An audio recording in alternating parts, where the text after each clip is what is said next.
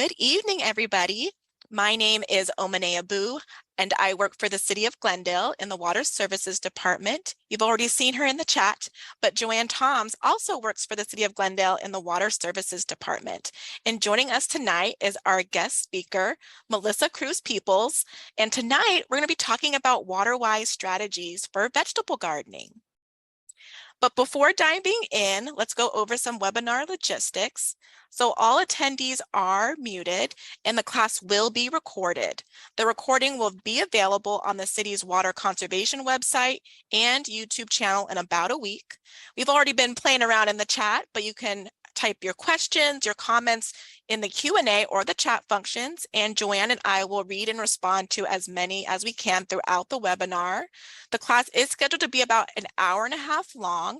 We have about an hour for the presentation and about 30 minutes for questions, and we want to aim to stay on track as we want to be respectful of your time. If you experience any significant technical difficulties, please contact Joanne Toms via email or phone. Her email is jtoms@glendaleaz.com, or you can call her at 623-930-3596. After this presentation, we will follow up with an email that includes a copy of the PowerPoint, resources, recording, and a link to the survey. And if you complete the survey, you'll be entered in for a chance to win a gift card to a local nursery. We really value your feedback, so please fill out those surveys. It really helps us out as we plan future programming.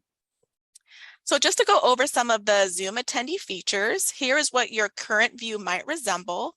You can play around with the features so that you're comfortable. You can click and drag the vertical bar located in between the presenter and the presentation to enlarge or shrink the presentation view.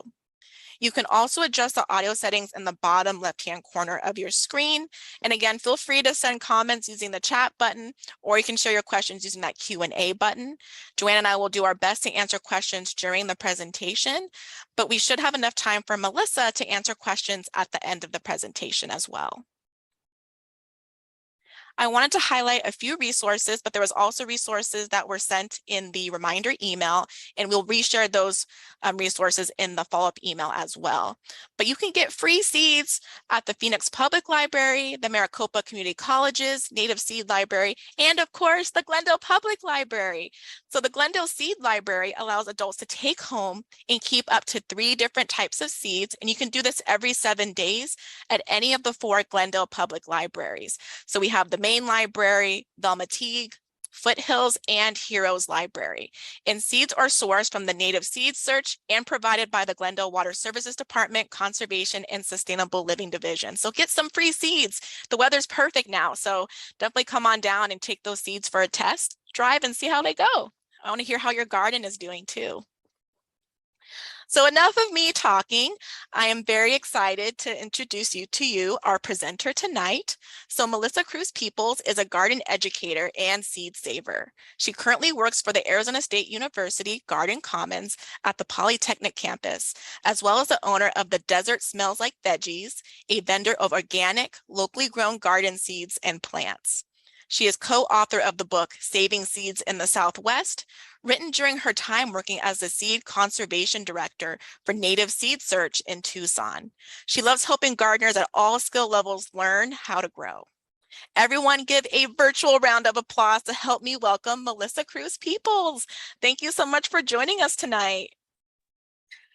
Thank you. I am always excited when you invite me to give a talk. I think it's always a great group, and we welcome questions at the end. We'll have some time to chat and talk about water in your garden, but we can open that up to just other garden questions too.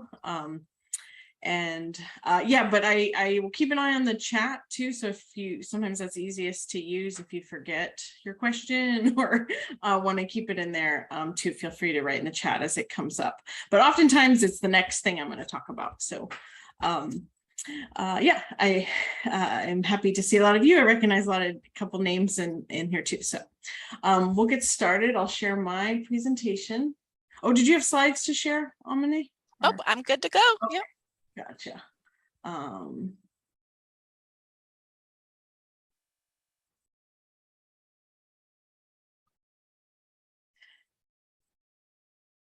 I know we just went through this, and why am I not seeing the thing?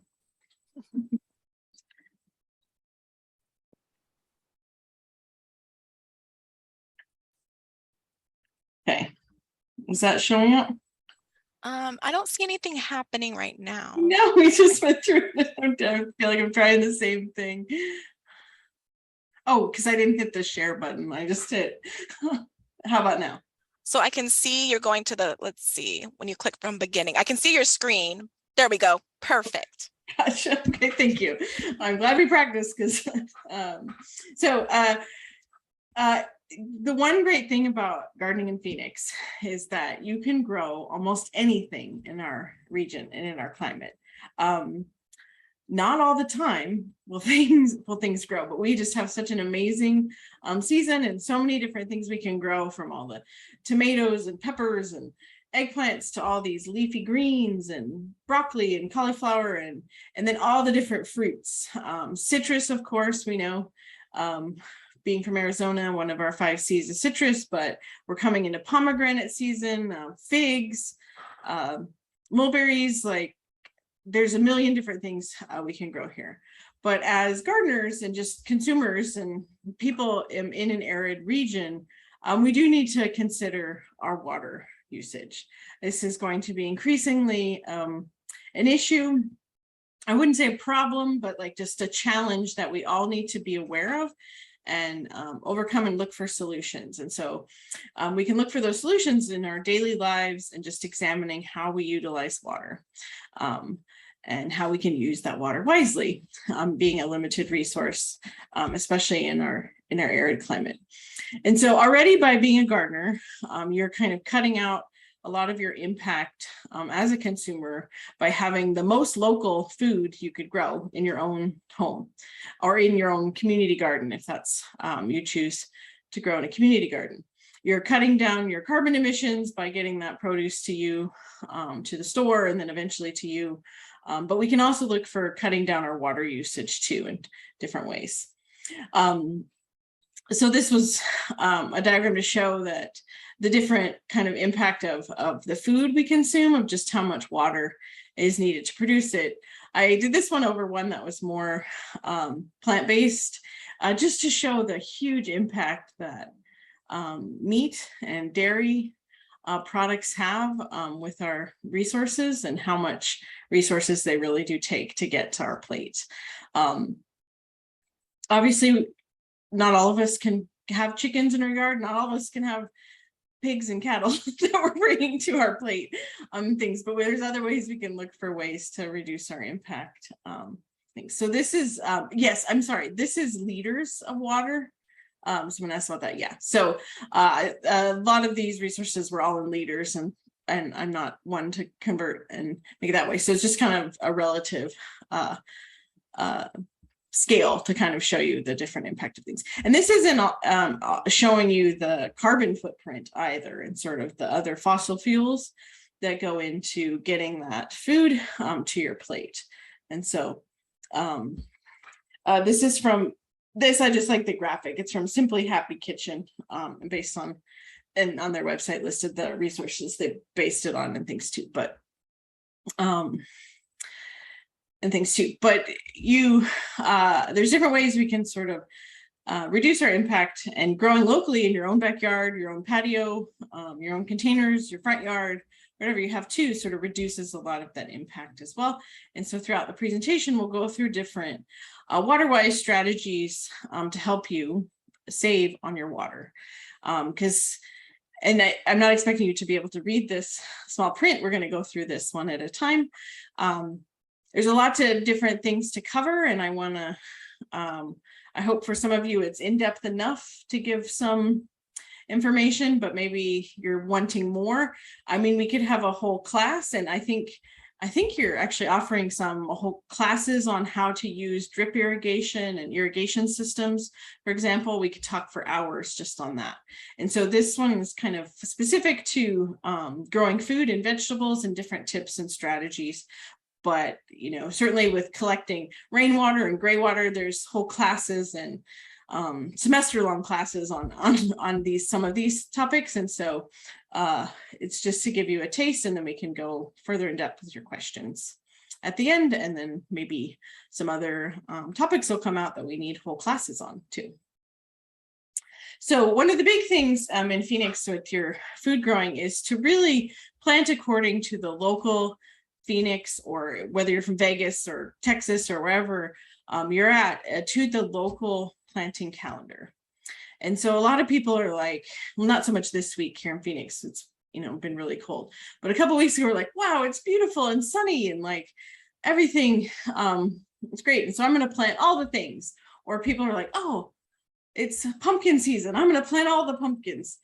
But there are certain seasons of different crops that allow them to thrive in their ideal growing season. And so really following the local calendar is really key, because then your plants are not going to be really struggling in their hardest season for when they're ideally growing. So and when you plant something, you have to think about not just what the weather is when you put that seed in or that seedling in the ground, but what's it going to be like in 2 months, in 3 months, when that plant is coming into its own, coming in and making flowers, producing fruit, forming those tomatoes and peppers. What's the weather like then?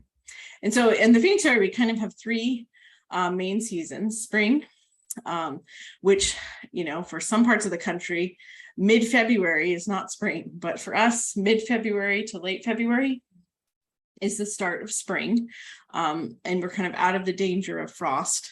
And a lot of those crops planted at the end of February, first week of March, are ready by the end of April through May, and really kind of closing out or coming to the end in mid-June. And that's really when we get hot, right? June is a really tough month. And so a lot of those plants are naturally through their life cycle and given us what they're going to produce. And then we come into monsoon season, which is sort of unique to the southern deserts, the Southwest, where we get these intense thunderstorms, a cooling off of temperatures, lots of cloud cover that provides some relief to those triple-digit temperatures. Sometimes those temperatures 110 or more. And so there's just a lot of crops that aren't going to thrive because of that season, but there's lots that will thrive. And so we'll talk about what is great to be growing in the monsoon season that can take weeks of 0 rainfall, intense heat, and can still grow on very little water. And then right now we're in what's known as our fall winter season. And for a lot of gardeners, this is the season they love and look forward to. One, it's actually pleasant for our own selves to be outside and thriving. And so think about your plants too. You probably noticed a lot of things just kind of breathing a sigh of relief and flowering again with some of our landscape plantings, and just everything is ideal. We're still getting plenty of sunshine. The days are shorter, it's dark outside already, but still getting plenty of sunshine and enough warmth to grow a lot. And then also in a month or 2, we should be getting some winter rains in December, January as well, when we get quite a bit of rainfall we have here. So a lot of farmers markets, you may kind of notice the cycle of what a lot of farms here locally do, is that they have huge spring seasons and huge fall and winter seasons. And most of them take off the monsoon season. So come mid to late June, when all of those spring crops have sort of come through the cycle and are finished, they take their vacation in July and take some time off, go to cooler temperatures, just relax, and then come back at it and plant the fall and winter gardening starting in mid to late August through September, early October, and then they're back at the farmers markets. A lot of them are kind of coming back this last week through the early November with the early harvests of radishes and leafy greens and bok choy and some of those really quick maturing things. So that's what a lot of home gardeners can choose to do, is just to take a breather things. But there's a lot of things that really thrive in that heat and sort of the unpredictability of the monsoon, like melons and okra and watermelons and things that really, you could plant those in April and May, and then you're harvesting those in August and through September, and they don't seem to mind those high temperatures, which is causing a lot of our water to just evaporate before it really soaks in and gets to the soil where the roots are to feed those crops. So in the handout had a couple different planting calendars. There's lots of different resources out there. The Master Gardener planting calendar. Here you take a screenshot. This is kind of my planting calendar I have available, and what you can grow in these different seasons. And so, don't trust what Home Depot, or I shouldn't call them out specifically, what the big box stores are selling doesn't necessarily mean it's good to grow at that time of year. And yes, you can grow tomatoes and peppers and eggplant all year in Phoenix, but a tomato planted in May isn't going to really be able to survive very well. It's already so hot out. It's going to be water stressed a lot before it really grows and comes up. But a tomato planted in mid to late February is going to be big. It's going to have flowers on it in April. It's going to have fruit ripened in May and in early June. And if things go well, it's going to survive and then put out fruit again in late August, September. But you can also plant new tomatoes in late August, September, and grow. Tomatoes are kind of one of my favorites. That's why I'm focusing on that. That's what most gardeners, I think some stats are that 90% of home gardeners grow tomatoes.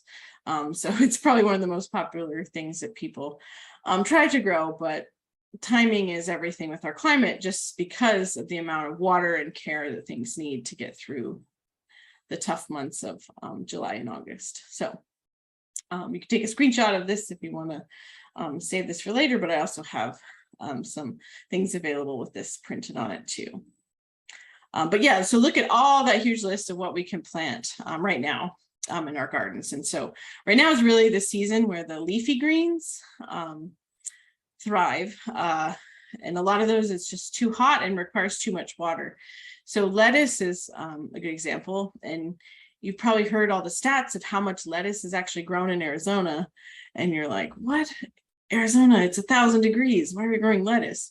Well, a lot of that's grown in Yuma, which Yuma is even hotter than Phoenix, but it's out in the fields where the nighttime temperatures actually drop and things. But it's also grown on lots and lots of Colorado River water.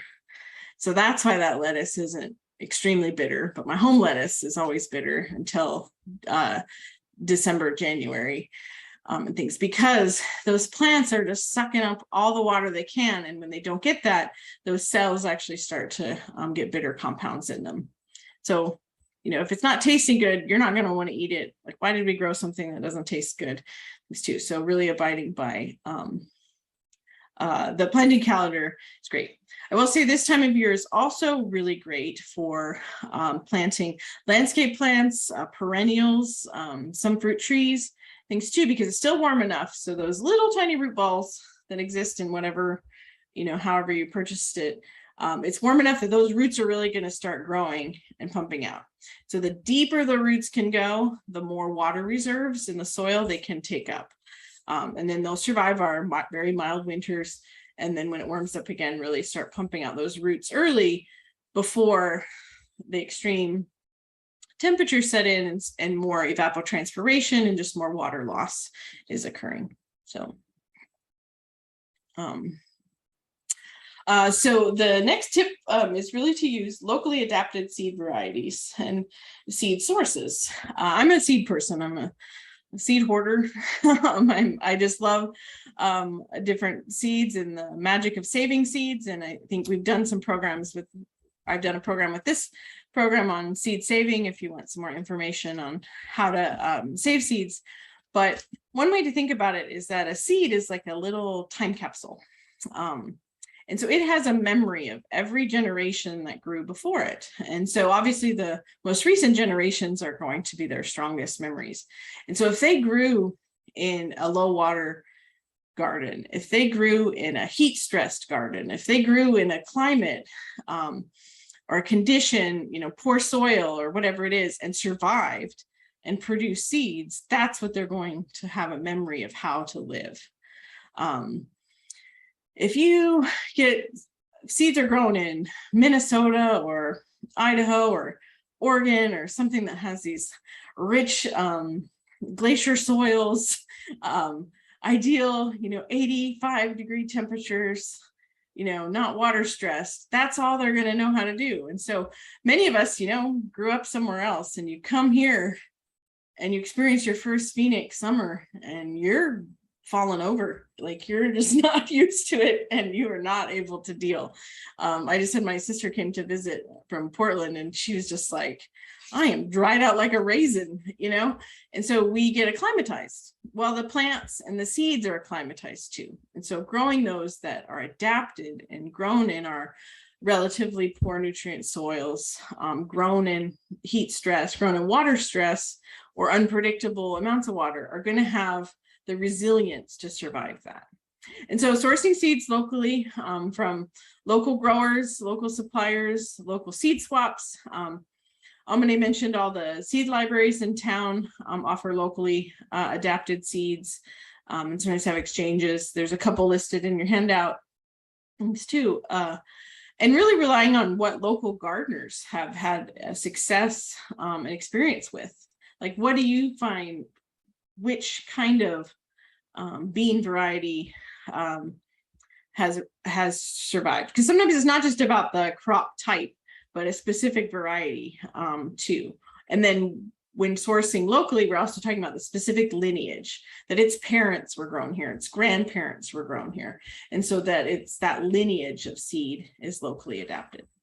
And also looking at native plants are, especially in landscaping, things too, looking for native plants that do well, but also looking at plants. People have been gardening and farming here in the Phoenix area for thousands of years. And so those are the varieties that know how to survive in the desert. And so there's, in the pictures, a lot of amazing bean varieties and corn varieties and squash varieties that come from these soils, come from these lands, and know how to survive.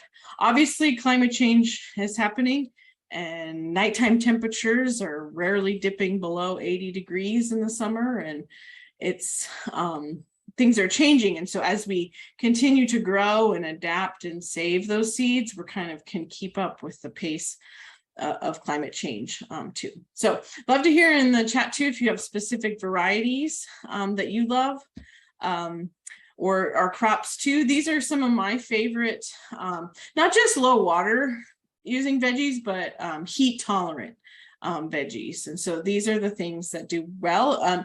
A lot of these are summertime things, because that's what comes to mind when I think about more water stress, and the heat stress too, but some really great options for growing in the desert and things that I love. So this time of year is I'm planting lots of lettuce. I mentioned lettuce.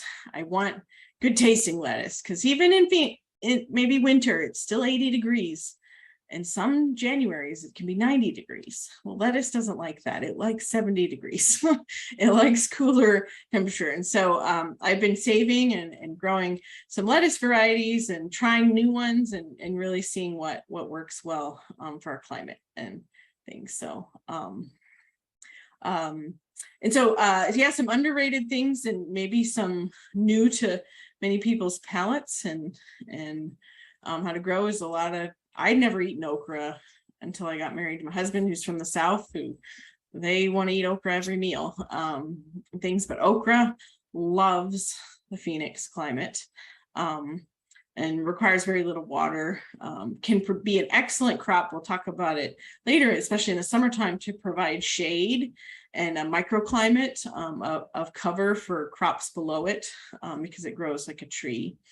Armenian cucumbers are botanically melons, which melons and watermelons love the heat, but kind of some watermelons are a little more water hogs. They like to be watered. A lot of squash, pumpkins, takes a lot of water to get pumpkins, and the bigger butternuts and bigger squashes to grow. But there's a specific species, Cucurbit gyrosperma, commonly known as cushaw squashes. They're these really big ones. Sometimes this time of year you see them, and they're often striped. Those are more drought tolerant squashes than a typical orange pumpkin are, for example. And so here's a couple of mine, and we'll see anyone else has some good suggestions too. I will say a lot of people choose to take off that monsoon season, take off July, August of growing, and then get back at growing in mid to late September when things cool off some. But you shouldn't just abandon your garden completely during that time if you decide to take a little breather, a little break. Your soil is alive, and by planting something in that soil, like, will help keep it alive and going. And so I mention this now kind of out of sync with the slides, is because tepary beans, which I have shown here, and cowpeas are really great cover crops to keep your soil alive, have something growing and something covering that soil. And then when you're ready to plant or ready to kind of add amendments and get gardening again, when things cool off in September, you can just till in all the green growth of those beans. Maybe there's not even beans that have formed yet, and that's okay. You can just kind of work that into your soil to provide some green mulch, and you've kept your soil covered.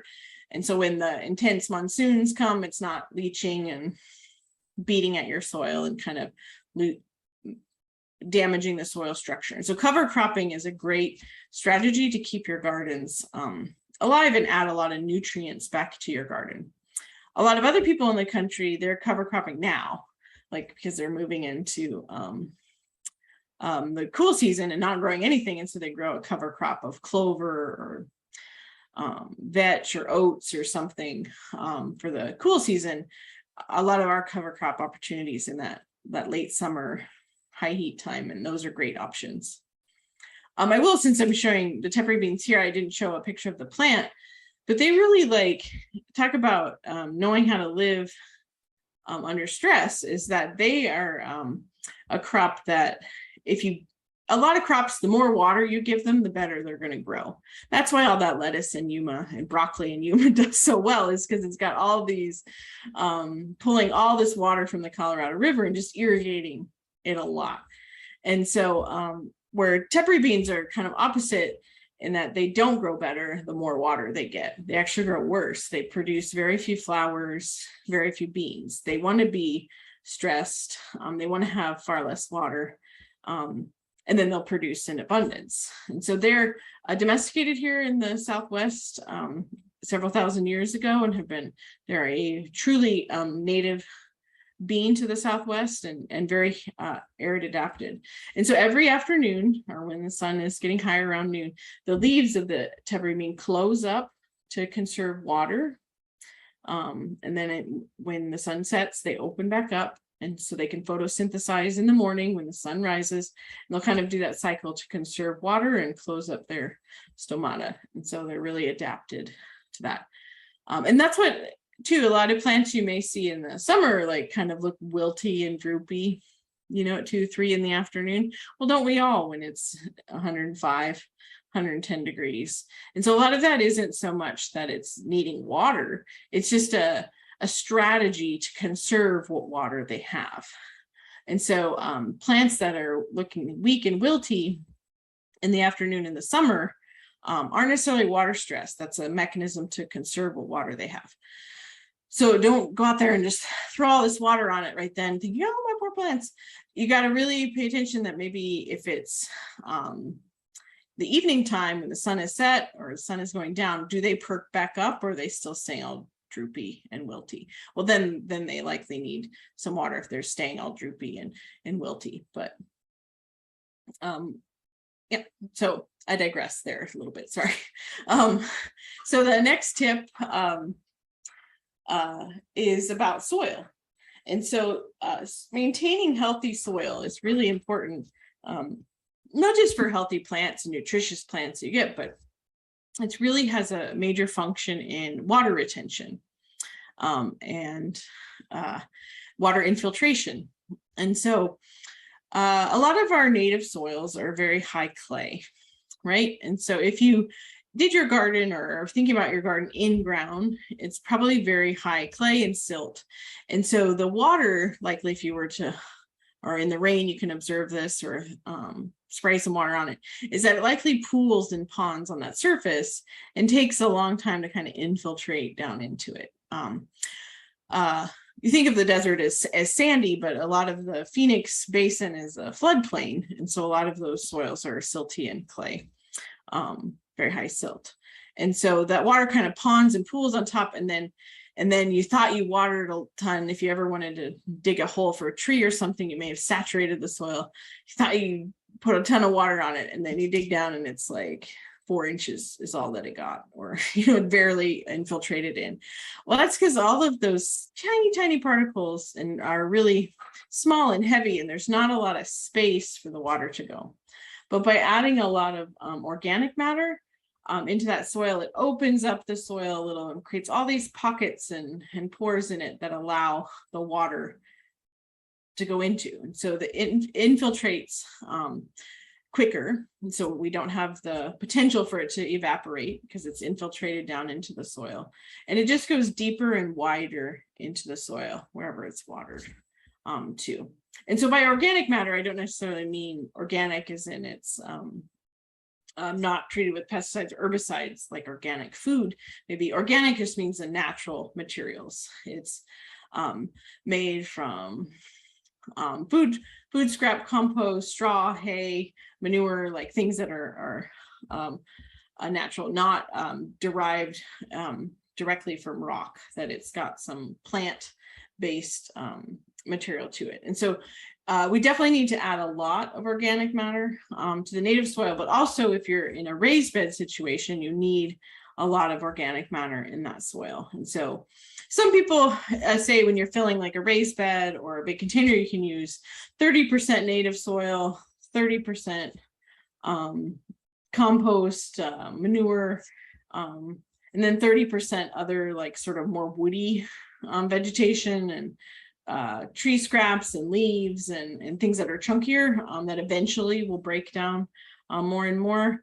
But I would say if you're starting fresh with a raised bed, especially something big, is for the top layer, the top foot at least, is to have some really good quality raised bed soil mix, something that's been designed for raised beds that usually has, now the photograph isn't this, the photograph is a homemade compost, usually has something to help with aeration and drainage.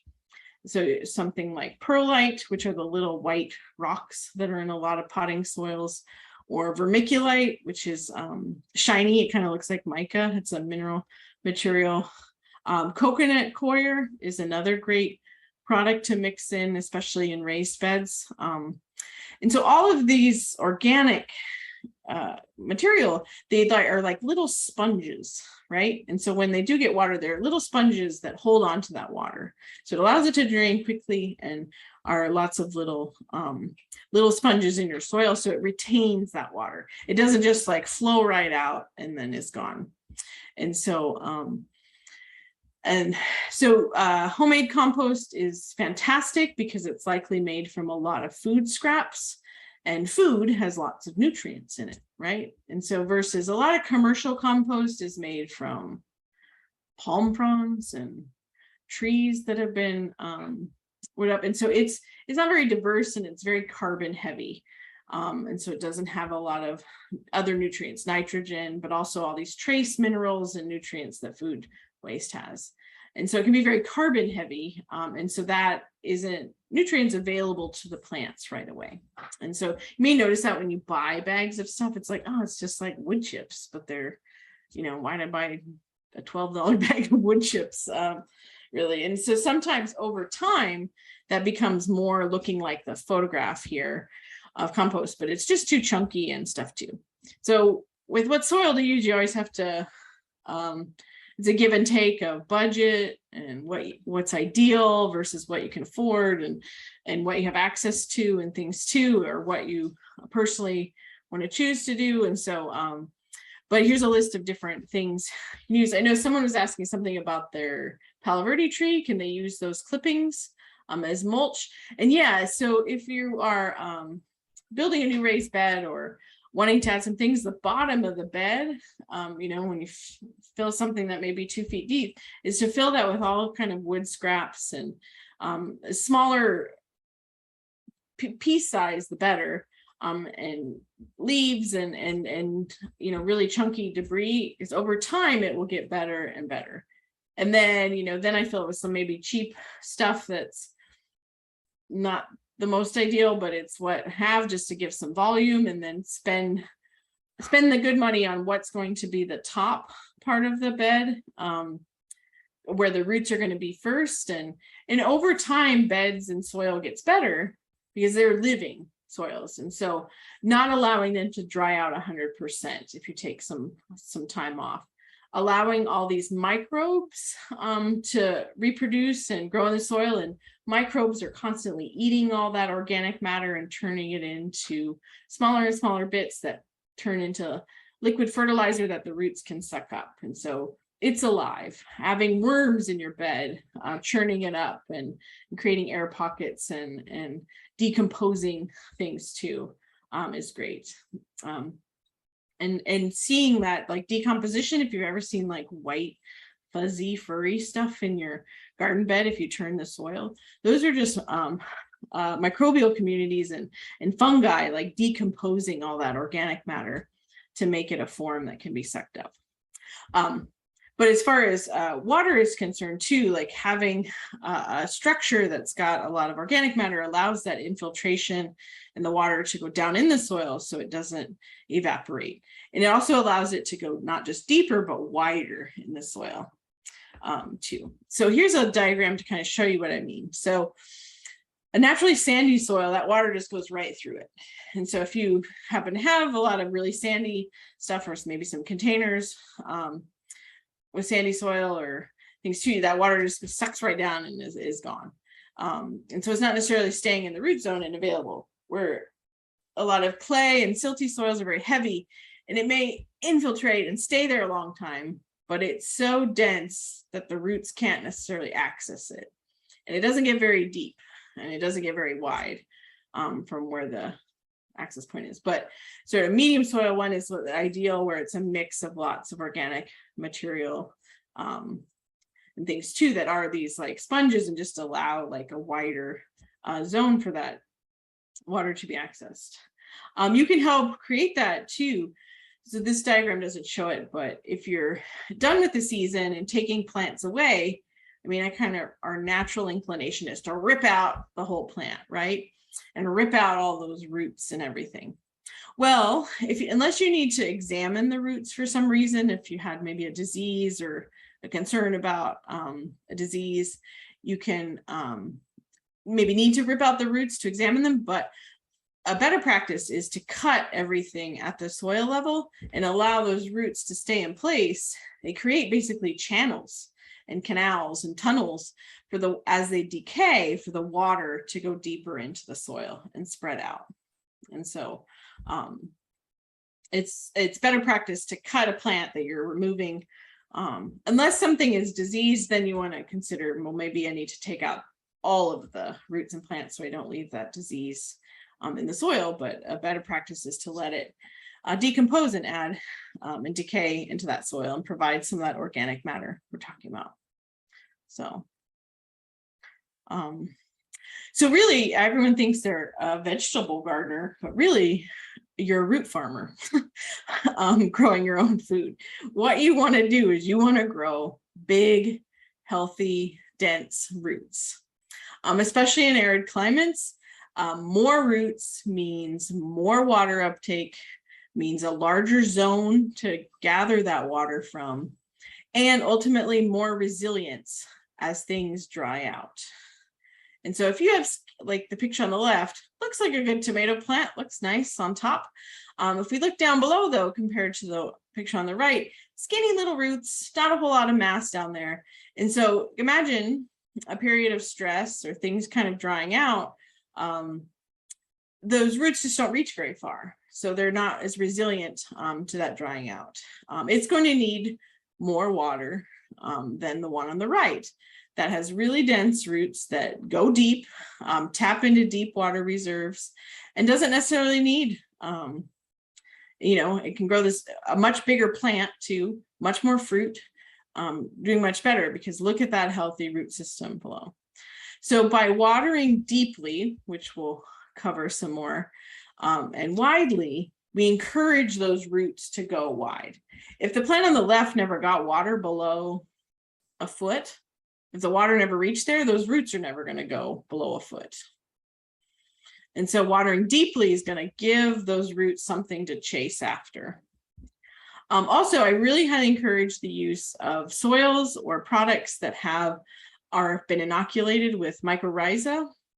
Mycorrhiza are soil organisms that live on the roots that help convert organic matter into nutrients and help really spur the growth of root systems.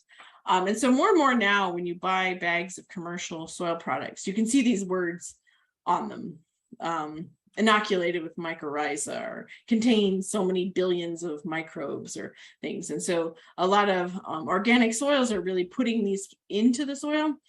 You can also get different products locally made. Tony's Magic Mix, made Tony's from Tucson, comes up to Phoenix quite a bit, has a lot of mycorrhiza and microbes in the soil. Another product called Mycos I've had great success with. So you're basically introducing those when you plant the plant to create, and then they breed and sort of expand and create healthier context for roots to grow. So does that make sense? So yeah, you're growing roots, the part you can't really see, but you can tell if a plant has good root system, if it is thriving and healthy on top and just growing a good size. So sometimes if you feel like things are just slow and your plants aren't getting very big and stuff too, like fertilizing with some products that contain mycorrhiza or microbes. And you may have heard about the joys of using compost tea or worm casting tea. Things too are methods to take the worm castings or compost to make those microbes go crazy. And so it's popular sometimes to fertilize with sugars, like specifically molasses. And those microbes love the sugars, and they start reproducing like mad and just multiplying at a higher rate. And so those are kind of the reason behind why those products and things are so popular, is really to get better roots, more water uptake, but more importantly for the plant too is more nutrient uptake. And so more nutrients is bigger, better, stronger. So I see lots of questions there. I hope we get to them all, and at the end we can clarify some. And so yeah, when I say to add some good soil like on the top, especially when your plant's getting established, is to invest in some of these bagged commercial products that say they have microbes added or are inoculated with mycorrhiza. A lot of those really need the roots to get going. And so this Mycos product isn't something you find at the big box stores, I don't think. But you add it to the roots when you have a little transplant, you sprinkle it on the roots at that time. And then as it multiplies and grows. When I started using Mycos on my tomatoes, really exploded, for example. And so, yeah, so I think as you kind of are familiar with these terms, you'll start seeing which products kind of say that. And that's why I'm recommending them, is I've seen lots more success in plants like on the right when I use those. So another tip, and a lot of you maybe use this in summer, I hope you're not using shade right now in your garden, because now is the time we need as much sun as possible, because those days are getting shorter and shorter too. And so shade specifically, it just takes the edge off, right? When things are so hot, and sort of gives those leaves and plants some relief, because all throughout the day, plants are losing water through their leaves. It's part of the process of photosynthesis and evapotranspiration. Well, obviously when it's super dry, like June in Phoenix, or, you know, when it's not a great monsoon season, super dry, those plants are losing even more water. And so when they're losing all that water through their leaves, they obviously need more in the soil. And so by putting some shade over them, it just kind of cuts the edge off and gives them some relief so they're not losing. And it's also shading the soil, which is what mulch does, is it shades the soil. And so mulch serves two purposes: to shade the soil, which lowers the temperature. Imagine being outside 24/7 in our heat. Imagine being in a raised bed. Imagine being in a metal raised bed. Imagine being elevated. I mean, that's why basements are so much better, right? And so in-ground beds are going to be much cooler. It's hot. Those roots are just baking all the time. And so adding a layer of mulch sort of lowers the temperature. The shade and mulch also retain water. So we're not losing water constantly from the surface of the soil, things too. And so that is really necessary to get things just more tolerable things. And so when you need the shade is really depending on how you're placing things, which could be some kind of structure you've made to put up shade. It could be plants that you actually grow for food. It could be trees that you have. So when you're placing things in the garden, it's really that afternoon shade that you really need. Plants still need sun to grow, especially fruiting plants. You know, fruiting things like any kind of squash, tomato, pepper, eggplant, those things produce fruits. They need the most sun. And so we don't want to take away all the sun. We want to give it some sun. And so that morning sun is best, or using shade cloth that is 60% or lower in its coverage. So it still lets some sunlight in so things can grow. Now, if you just want things to kind of maintain status quo and not necessarily produce anything you can eat or harvest, you can have higher shade cloth. And that's more like the shade that you'd have over your pool or your patio or something that you would live under, that those come in like 90 or 100% sun blockage type things. And so we want to look for something that's made for agricultural products or made for growing things too, that does let some of the sun in. Filtered sun through trees is a great way to shade too. And so I have my garden beds on the east side of my trees. And so as the sun sets to the west, those trees provide a lot of shade on the garden. I do a word of caution. It's not just me. There's some people I know who, oh yeah, this great Palo Verde provides all this filtered shade through its canopy as it's super dense. And so it provides all this filtered shade on my garden below. Well, a lot of the trees, especially our native desert trees, they know how to seek out water. Wherever it is, that's their advantageous growers. And so those roots are like, there's water over there. And so those roots can get really aggressive where there's water. And so if your raised bed is not lined or is, open on the bottom where that water as it drains through, which is kind of what you need. You want something that drains so your plants aren't waterlogged. Those roots know how to find that. And so they can get pretty aggressive. And then what you're really growing is a massive Palo Verde tree or mulberry tree or whatever it may be, that's just taking advantage of all that water you're giving your vegetables. And so placement, of trees has to have some care so that it's, you get the benefits of the shade, but not the negative aspects of it, sucking all the water you're giving your vegetables to the tree. So in the photograph, you can see an example. This is an okra plant on the right and some peppers on the left. So if the okra was on the west side, as the sun would set, it would help shade those pepper plants below it. Okra is a great one. It grows, this is kind of short in the picture, but it kind of grows like a tree. And so you can trim the bottom leaves and provide a really nice open area below where other things could be planted and kind of take advantage of filtered light through the okra, for example. And so, yeah, there are other plants you can think like that plant your own shade. Peppers get quite big. Eggplants get quite big. They can eggplants especially can really tolerate a lot of sun. And so then below you could do onions or some other sort of crops that are growing shorter, and so they can kind of take advantage of the filtered light that comes through the plants. And so I myself don't use a shade structure in my garden.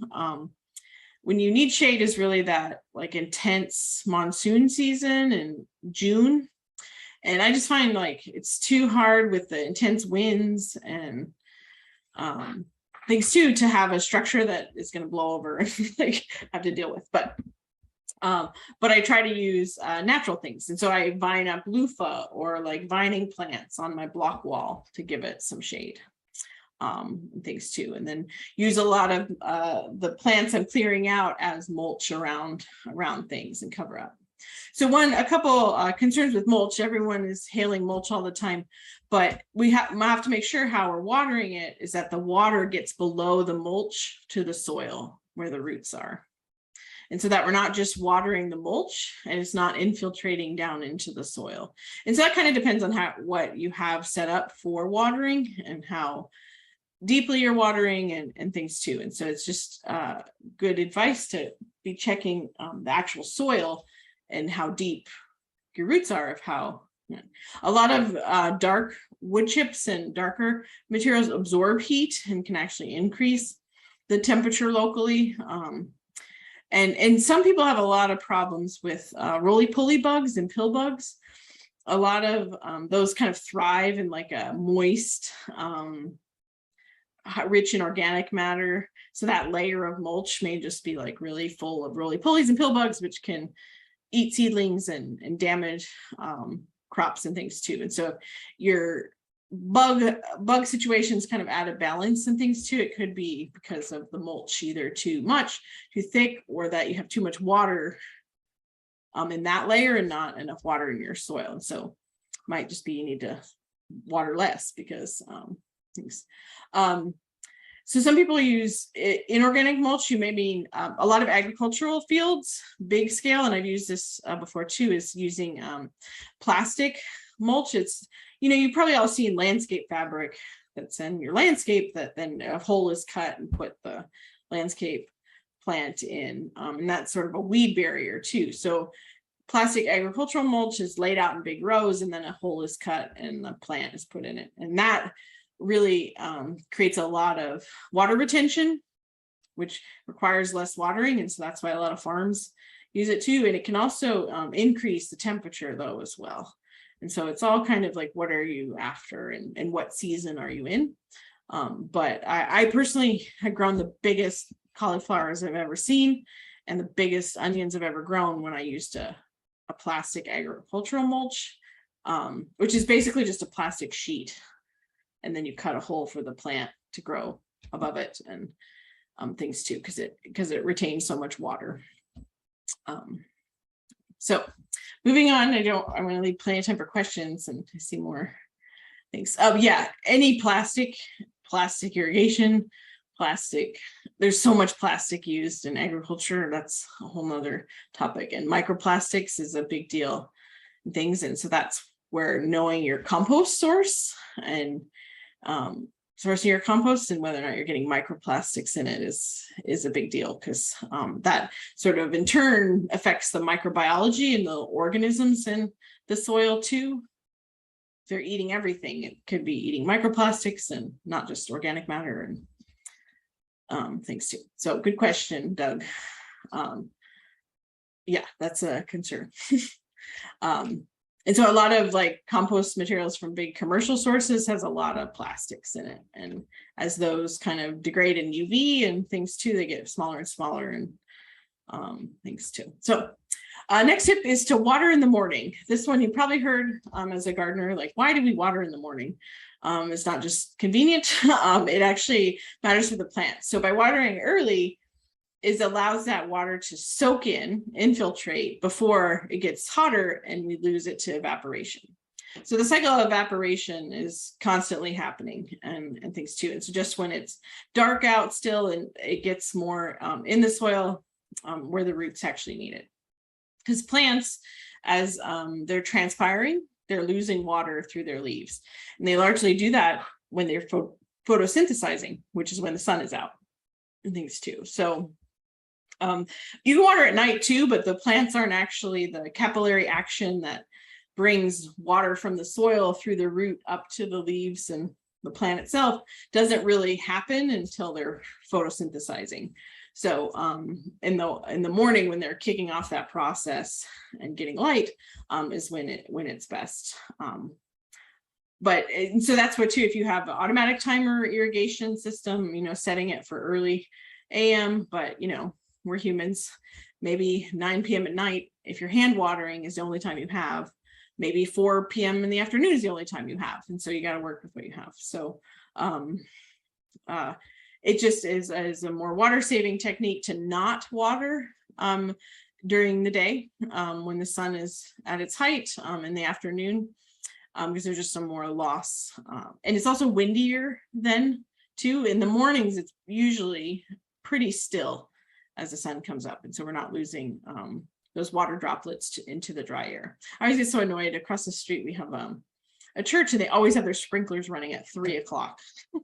No matter, today they're running at 3 o'clock in the summer, and it just is annoying to me because it's all blowing everywhere and it's just like losing it to the sun and not going where the plants actually need it. So, it's most efficient and recommended to use drip irrigation systems over other systems. I'll show some other systems too. And that's in terms of water efficiency, because drip delivers water to right at the surface that infiltrates down to the root zone. And something that's automatic is going to be on a timer is going to be more efficient, but only if you actually monitor it. And so as the temperatures cooled a few weeks ago, hopefully everyone who had an automatic system dialed it back quite a bit, right? So we don't need the same amount of time on your timer now as you did in early September or August or June or whenever. And so don't get over reliant on your timer just to take care of it. It's nice, it's convenient and things too, but we got to monitor and adjust depending on what's happening. But the drip is most efficient and has minimal evapotranspiration. We're not spraying something into the air that then gets picked up and it becomes into the air rather than into the soil. And so drip, this on the top left is kind of what's most common in garden settings situations is, I think I spelled that wrong, is spaghetti, like the food spaghetti lines. And this is kind of exaggerated for the photo, but it just barely drips from that little hole and gets right into the root zone. And there's different sizes depending on sort of how far you are from where the water's coming from, or agricultural fields usually use a 1-inch. Spaghetti lines are super thin at 1/8 of an inch. And pressure, and I had community gardeners who were just like, it's not getting water. And it can be hard with drip if it's unfamiliar to you, because it doesn't look like the whole surface is not wet. And so the PVC drip photo on the bottom right kind of shows this. It's not wet across everything, but what it's doing is it's infiltrating, and down below it's kind of creating and spreading like a cone where it's dripping. And so, yeah, it's most at the surface right at that emitter, but it's spreading like a cone below. And especially if you have really good quality organic soil, that spread is going to be more even across the surface. So yeah, you may not see a lot on the surface, but that's why it's more efficient, is it's down in the soil. And so the best way to tell if you're watering enough too is just to stick your fingers in there and see how wet it is. Another common thing for home gardeners is a soaker hose. You can kind of see this in the picture with the beet seedlings, is that it squeezes water out of all the pores in the hose. And yeah, someone actually just commented this. I don't like soaker hoses. Yeah, unless you're using a water filter, our water is so hard here that it clogs up, and just all those little pores are clogged up. The spaghetti lines too, it can clog, or you'll see all those minerals and like a white crust around the openings. And so that it just isn't efficient. It doesn't quite work well, or at least I haven't found, and I haven't experimented too much with a soaker hose that does great at that. But you can get filters on your garden water too that kind of can filter out some of that junk. Now, a lot of landscapers, if they were setting up your garden, likely would install what's known as a micro sprayer. It's just like a little sprinkler that sprays. This one's kind of more even. Sometimes there are little streams of water or an umbrella kind of situation. And that is a lot of potential for water loss as it sprays in the air or oversprays your bed. It sprays all over the plants, which in the winter maybe isn't a big deal, but in the summer, getting all the crops all wet and then the sun on those crops, it can cause leaf burn, cause more fungal diseases and things too. And so not ideal, but possible to use those. Sometimes like this one has a little adjuster to kind of adjust the stream of spray, and just a little bit different. So you may have to work with what you got. And obviously I don't have on here just a regular old hose for hand watering. It's best to water the soil, not the plant. That makes sense. A lot of people are, especially kids who love to water, want to spray the whole plant. Well, the plant really only takes up water from the roots. So we need to get the water in the soil. The water droplets on the leaves and stuff too can cool a plant and things, but it's not actually getting into the plant itself. That happens via the roots. So I will say a timer, if you have an automatic system or want to install one, is your friend. It will make your life a lot easier. No one, when it's 110, wants to be out watering their garden, right? And so we want to have confidence that nothing's going to die. It's not going to shrivel up. And so that's automatic. Regularity is key for healthy plants. And so if you are a hand water, or maybe have some parts of the garden that need hand watering, setting an alarm system on your phone or whatever can be your friend too, and just kind of have that habit. But when you have an automatic system and trust it's working too, it means you can go on vacation, you can take a break, things too. But it's key to have monitoring of it. You got to turn it down when it's cools off. You got to turn things up a little bit when it doesn't. And also, which I'll talk about in the next slide, is think about, like, it just rained, what was it, a week and a half ago?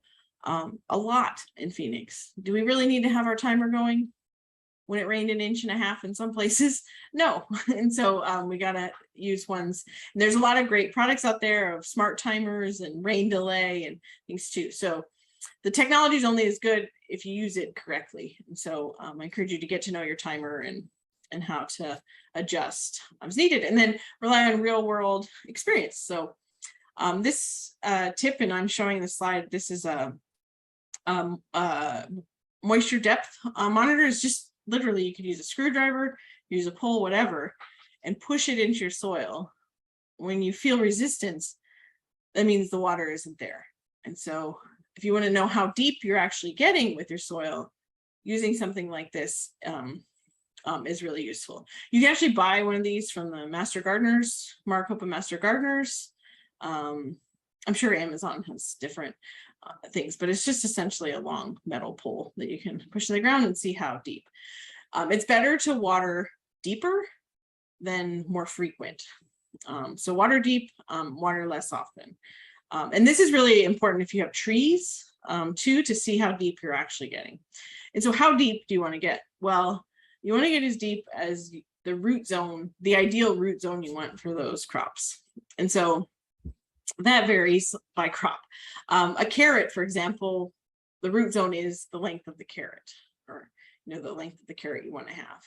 But you likely don't just have carrots. You may have broccoli or other plants growing in that same thing. And so there is different root depths for crops, but we want to reach the ideal root zone. And so trees too obviously need a much deeper root zone than lettuce. So that depth kind of matters by what you're growing too. But you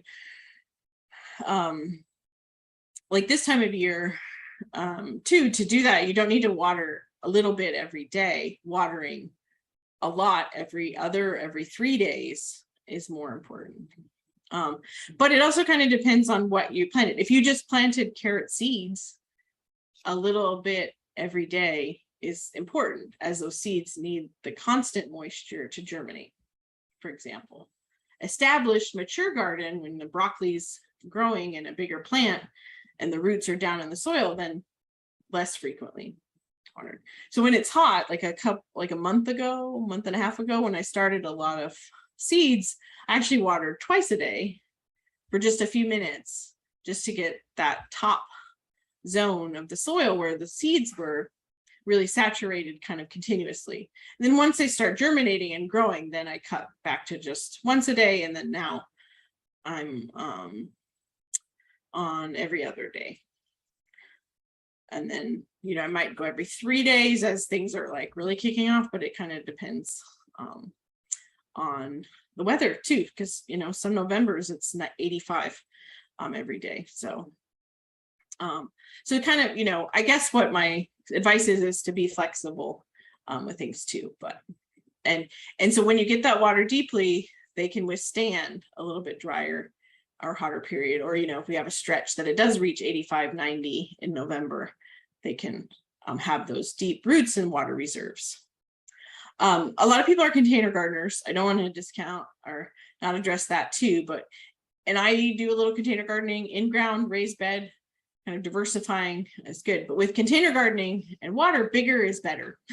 The bigger vessel you can have, the more water it can actually hold in it. So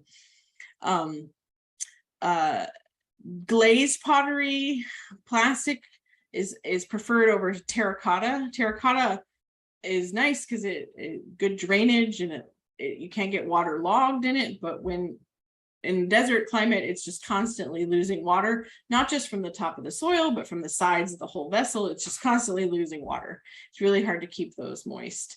They're okay to use in winter when we don't, evapotranspiration isn't as high. But also mulching the top of the surface if it's exposed. You got to have drainage though. We can't have waterlogged plants too. And then again, that soil, so it's going to have lots of little sponges and things in it to retain that water. And generally containers need fertilization a lot more frequently than raised beds or in-ground. There's just a lot less zone for them to gather nutrients from and to spread their roots. So this is a fun thing, and I'm curious if anyone uses them, but Oyas are essentially unfired terracotta, unfired clay vessels that seep water out of the vessel itself. And so this is a kind of an ancient technology and technique with maintaining soil moisture, things too. So you can buy commercial products that some are kind of expensive. Some are handmade and artisanal products too, but you can also DIY. On the handout Omine provided has a link to make your own DIY Oya with just store-bought terracotta pots. And so in the picture on the right is showing the Oya. You actually bury that entire vessel, just have the very top poking out, and then you fill it. So if the soil is dry, that water will, through diffusion, will come out of the vessel and moisten that soil around it. If the soil is wet, the water is going to stay inside the vessel. And so it's kind of a way to maintain constant soil moisture, so long as the Oya is filled from the hole in the top. And so that terracotta is always constantly sort of wicking and losing water wherever it's dry too. So it's a great way to promote deep watering, to keep things like lettuce, especially kind of in a state of constant moisture, to prevent that bitterness that happens as the roots start to dry out, and tomatoes too that are prone to cracking when the soil kind of gets dried out more. And so terracottas can be great. These Oyas can be great for those situations because it kind of maintains a constant moisture. And so tomatoes, for example, are one, when you get influx of water, they expand and too quickly and then get cracks in them. Or when it dries out, they sort of shrink a little and then woo, can't handle it. And then it's just like Thanksgiving and your belt needing a few notches loose, but we don't want cracks in the tomatoes. So oils can be great for that. Last tip is to capture water wherever you can. It does rain here in the desert, and a lot of that water is going unused. And so, I mean, and you don't have to have huge systems in place with rain gutters and cisterns and pumps to capture it all. I mean, that just means too, when it's raining, put your buckets out all in the drip line of your house, or use your pasta water and dump it on your trees, or dump it in your garden, or different things. Or you can get fancy and install gray water recycling. So using your bath water, using your laundry water, and getting that out into your garden, veggie garden, or your landscape. And so there's lots of resources of different ways to do this. Things too. I will say a lot of rain gutters that flow, and if it's coming from your whole roof, can be intense and almost too much for the vegetable garden. Too much volume, too much velocity, things too. And so sometimes it's better to flow into your trees, for example, or adjacent to a garden, but directly in the garden is maybe better for like the winter rains. And so what we found for our rain gutters, which we just got installed, houses don't come standard with rain gutters here. From the Midwest, I'll never understand it, but a thing that where you can change the direction of the outflow. So I can point it at the garden, or I can point it at a tree. And so we chose locations of where that outflow is to take advantage of things. And so there's lots of different ways to direct all that flow. Also thinking about where you're going to place your garden. Is it going to be in the drip line of the house when we get a 1/4 inch, 3/4 inch monsoon rain? Is it all going to flood right into your garden? Well, a little rain, okay, but when it really comes intensely, we don't want to wash away the garden. But maybe just offset where it flows a little bit downhill, and we can capture and take advantage of any flow of water. So I say if you're new to a property, things too is the best thing is to experience a rainstorm and just watch in your own landscape, where does the water flow when we get a huge rain, and take advantage of that by placing different things to take advantage of that, or to use rocks or other swales and things to direct that flow. And so it's not just flow water into your garden, but also think, is your garden designed in a way that we're getting overflow out of the garden and wasting water by flowing out? And so here's something to consider. These are ethnographic photos from Zuni Pueblo in New Mexico.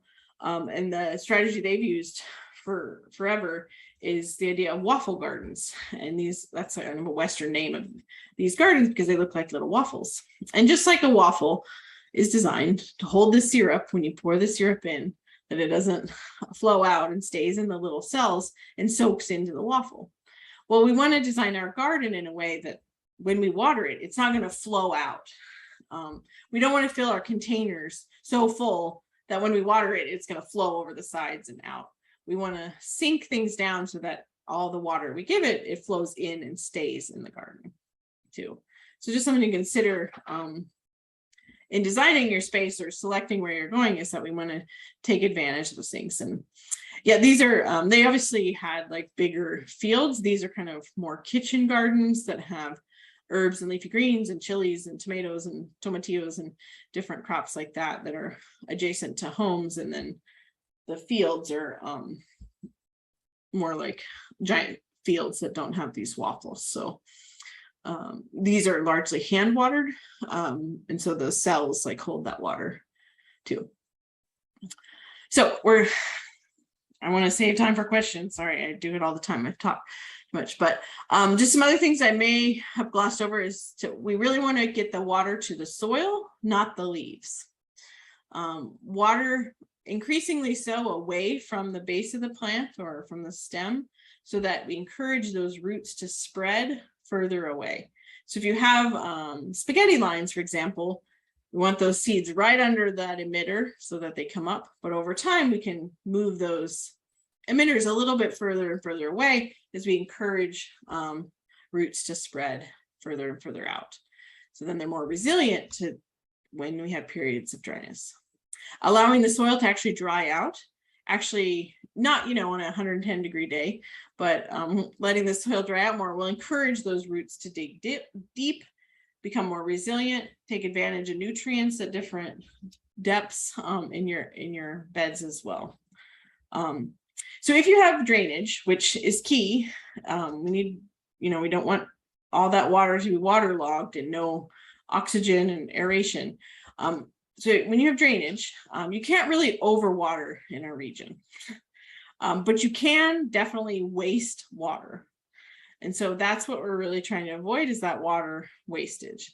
And that not only costs you money, it's an environmental cost to waste that water.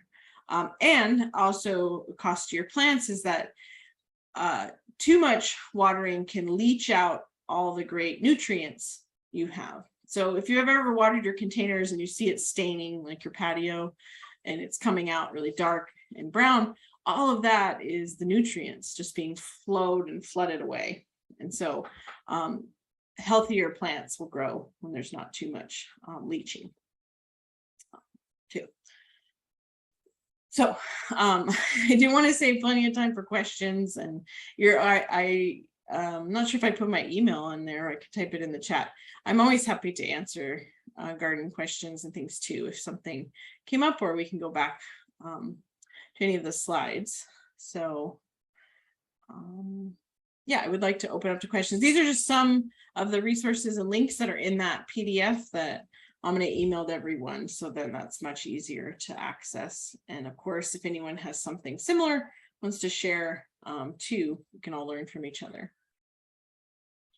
Thank you so much, Melissa, for a radishing presentation. Those who know me know I love my puns, so sorry that you'll have to deal with it, but I just had to say it was a radishing presentation. Thank you so much. But yeah, let's make sure we have some time for the Q&A. Okay, so one of the questions that we received, someone was asking about their Palo Verde, and so you had mentioned it earlier, they were trying to use like the wood chipper to make it smaller. And so can they use that on the top of their bed and also for in their mulch and compost as well?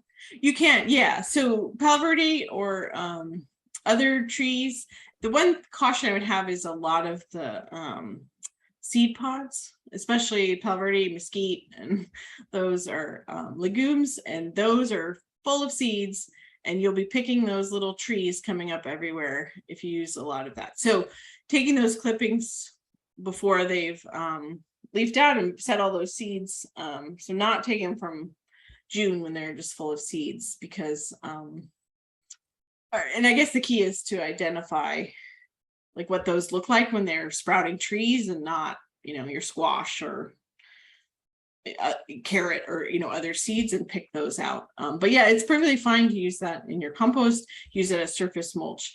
It's very carbon heavy, so it'd be considered a brown in your compost. And the thing about all mulches, eventually will break down and you can incorporate it into your soil.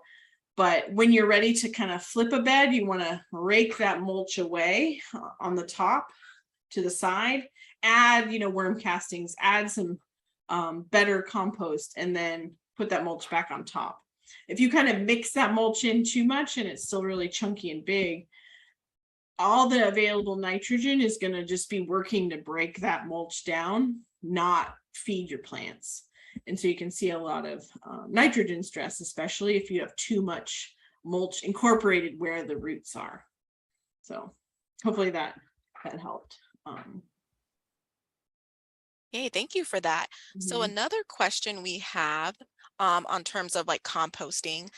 So someone had heard that they could use dead leaves for their compost, but not using diseased leaves. And they don't know exactly where the leaves come from in their yard. It might just be like blown in or something. So to be on the safe side, should they not use the leaves if they don't know exactly where it came from, or if the leaves are diseased? Yeah, and I wouldn't worry, like most trees don't have disease. I'm more concerned about a lot of the garden plants that you may want to throw into compost having disease and or bug issues. And so we don't, any plant from the garden that's diseased, or if you know a tree is diseased, never use that in the compost. Especially home composts aren't big enough, they're not hot enough, they're not killing off all those things. And so we just would be spreading that more and more in the garden. So I'd be more concerned about more the veggies and trees. At least right now, nothing tree wise that's diseased is coming to mind. But yeah, when in doubt, never using compost. If someone is like, oh, I have all these bags of grass clippings, let me give them to you. 100% probably Bermuda grass. Never put that in your compost. That means you're gonna have Bermuda growing everywhere in your garden and using that. So always kind of just give a caution of what am I putting in there, because that's eventually going in the garden. So yeah, definitely don't want to spread disease. And then even the bugs and things too can have eggs and just kind of over live and sort of not be killed off. The compost isn't getting hot enough at a small scale. It's just not killing all that off. And that's the same goes for when you buy products. You never quite know what's going on. And so asking questions or just kind of looking at the source of where things come from to question, is this something I really want in my garden or not? So Thank you. So we got another question related to that topic still. So someone in the chat said, I am limited to pots about 18 inches. Can I reinvigorate this soil between seasons? Some percentage of new soil, manure, etc. Planting an appropriate crop during the summer? yeah, so 100% you probably noticed with containers, and even this happens at larger scale raised beds, after a season of growing, it's sunk quite a bit. It's like, where did all that go? Well, all that soil turned into your plant. It turned into the tomato itself. It turned into whatever you harvested. And so they're going to need topped off for sure. But also containers, I mentioned, really kind of lose nutrients. They're not sort of having nutrients coming from, like, in-ground beds will need less fertilizer overall than containers or raised beds, because it can draw nutrients from a bigger zone. It can still have some inputs from the ground around it. And so, yeah, you definitely want to add good quality stuff. And so that's the thing to kind of splurge with your container gardening, because it matters more because you just have less zone, especially at 18 inches or smaller. And then using good quality fertilizer and more frequently than you would with in-ground or raised beds. And then kind of going back to like the, if the disease leaves, like should we be concerned about leaves that have like pre-emergent or other chemicals? If there's an area that's using that, should we be concerned about that? Yeah, it's true, because all of that, again, the compost, especially home compost, isn't going to be hot enough to kill that off or let it run its course too, and that can affect seed germination, in fact, all the pollinators that may be visiting your garden and things too, is those plants maybe sucking up some of that from the soil and things too. And so that's what any question, just don't use it. Good questions, everybody. So we have another one. So someone had asked, which I thought was a very interesting question, what percent of pollinator attracting plants should you put in with or near your vegetables? Oh, that is a good question. And I always say, and I don't know, I think my grandma said this or something too. So for every 3 things you plant, one of them should be flowers. And so that's a lot. But I would say for at least every like 5-6 veggies or things you're growing, to have at least one flower too. And that doesn't have to be in the garden. It could be in your landscape around, but also think about things that you may grow, for some kind of food source or something that can also be pollinators. So squash, 2 as flowers that feed the pollinators. I'm growing loofah right now, which goes great and is very popular in Phoenix area. It is loaded with flowers all the time too. So herbs, yeah, if you let some of your basil go to flower, you're providing food and resource for the pollinators.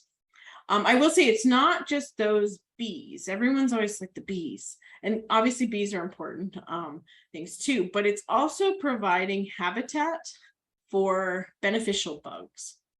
Ladybugs and ladybug larvae love dill. For example, a lot of butterfly larvae, the caterpillars, love dill and parsley.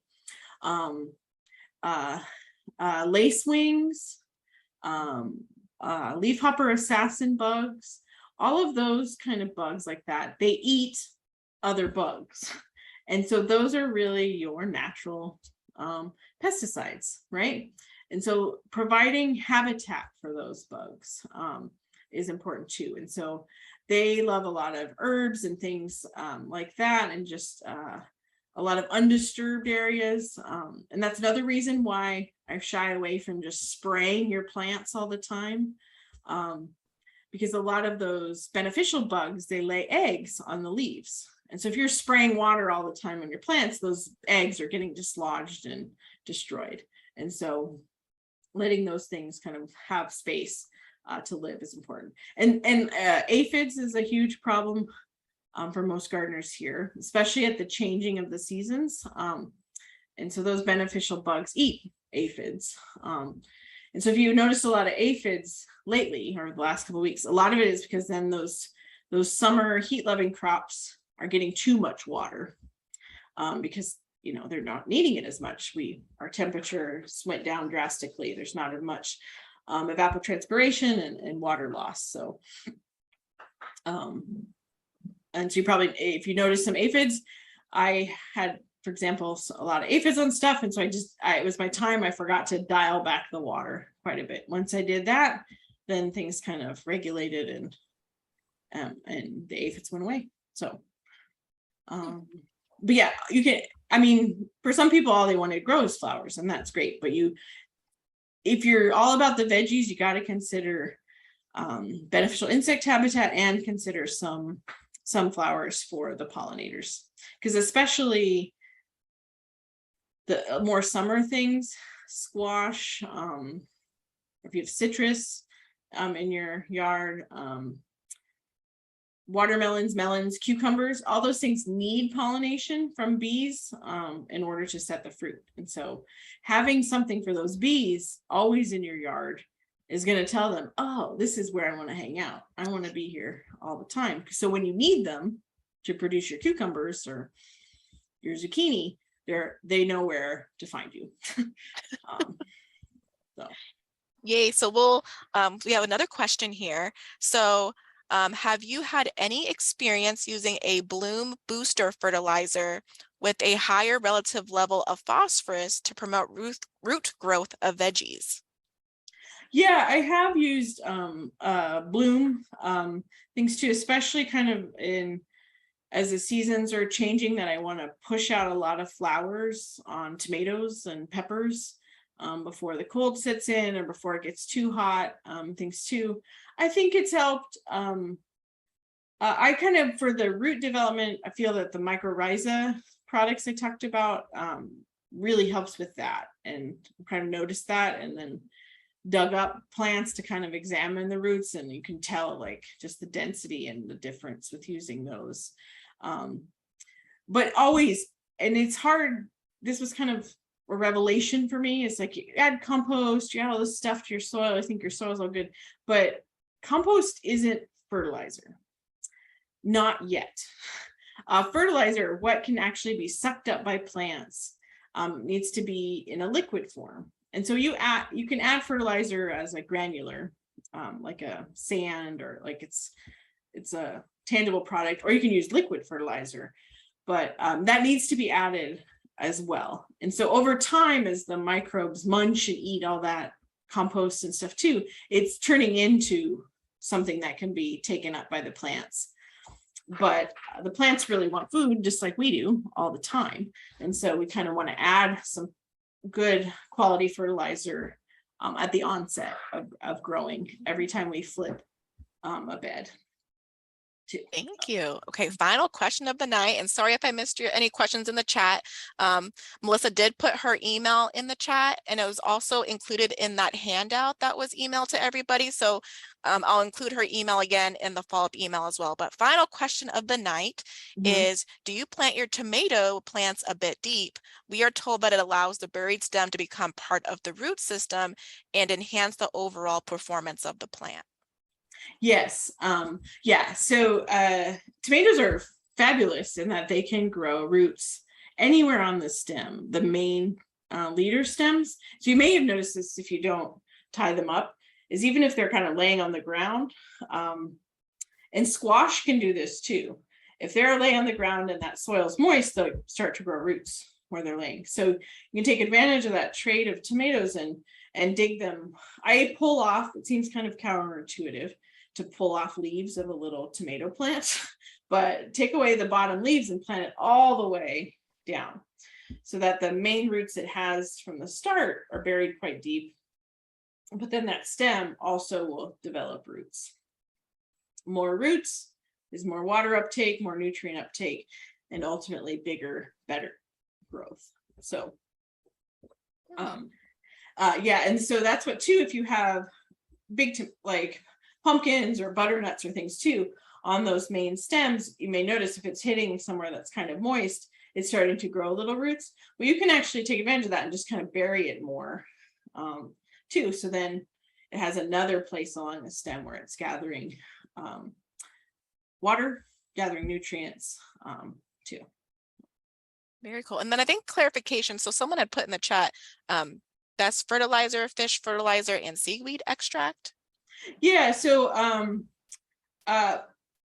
you know, fertilizer is one of those things you can spend a lot of money, but maybe, you know, you need something cheaper. And so, always go, I think a general rule of thumb is to go for something that's made from organic materials, meaning natural materials versus a synthetic fertilizer.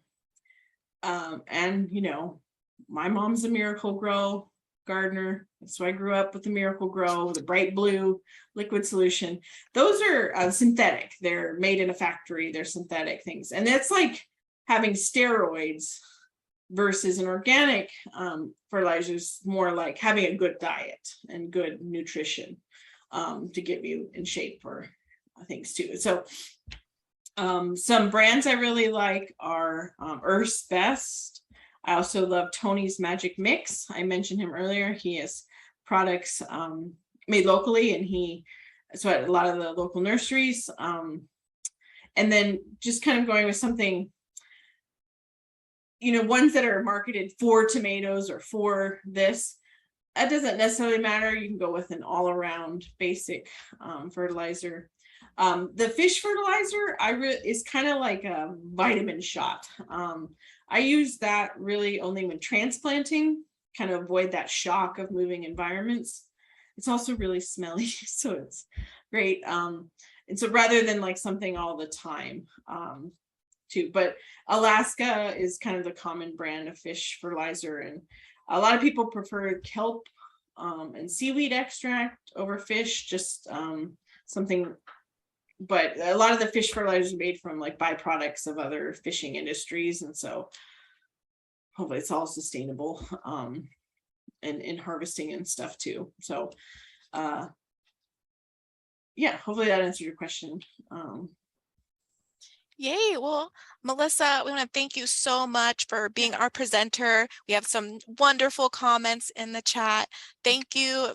Joanne had said, thank you, Melissa. You are a gardening encyclopedia, and that is so, so true. Yvette said, thank you, ladies. You guys are great. I learned a lot from Melissa, Joanne, Gail, Chris, and everyone that answered questions and got answers. Thanks, everyone, again. And then someone said, thank you from Australia. Always something new to think about. So really, everyone just has really great comments to say. And I just have some closing remarks that I wanted to share. So for those who might have joined us later, you all will receive a follow-up email that will have the PowerPoint, a link to the recording, and a link to the survey. So again, if you complete that survey, you'll be entered in for a chance to win a free gift card to a local nursery. So this was our final class of the year for our Fall Green Living series. So what a note to end this on. But there is a bonus class being offered in collaboration with the West Valley Water Association. And this class is happening online via Zoom on Tuesday, November 1st from 6:30 to 7:30 p.m. And so this class is targeted for HOAs, and they'll help demystify the challenges associated with large landscapes and common area landscape management. So this is perfect for HOA board members, property managers, and interested homeowners. So I'll include a link to this class to register in the follow-up email. And I just have to end it on one more pun, that we are rooting for you and having a successful vegetable gardening. And I just want to thank you all for joining us this evening, and we'll see you in the spring when we start up our Green Living series again. And Melissa, thank you so much again for coming out and being our presenter this evening. So much great information that you shared. Yeah, thanks everyone. I really appreciate it. Hey, bye everybody.